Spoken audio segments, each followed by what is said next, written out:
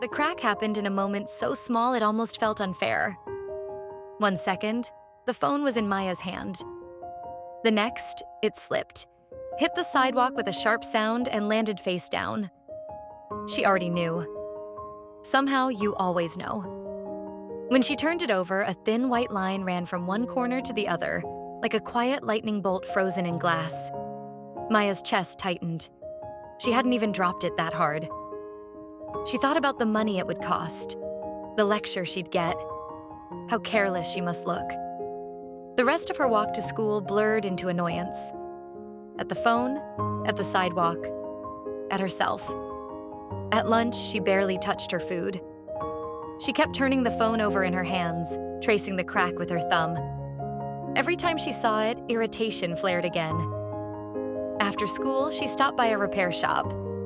The guy behind the counter glanced at the screen and shrugged. "Still works, right?" he said. "Screen replacement'll take a few days."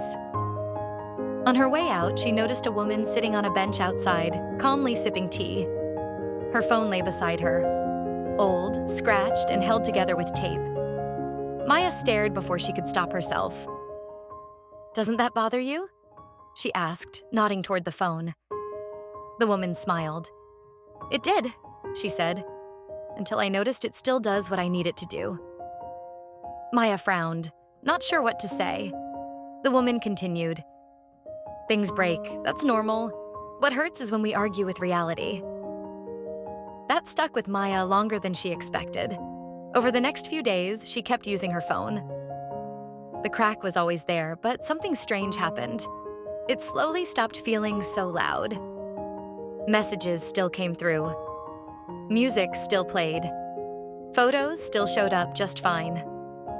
One afternoon, she caught her reflection in the dark screen. The crack ran straight across her face, and for a second she laughed. Not because it was funny, exactly, but because it suddenly felt human. She thought about how often she tried to hide her own cracks. Mistakes, awkward moments, bad days. How exhausting it was to pretend everything had to stay perfect. The phone buzzed with a message from a friend. Maya answered without thinking about the screen at all. Later that night, she set the phone down and didn't flip it over to check for damage. The crack hadn't disappeared, but the tight feeling in her chest had. She realized then that the screen hadn't really broken anything important. It had only shown her something she'd been trying not to see. That life works, even when it isn't flawless. And sometimes, especially then.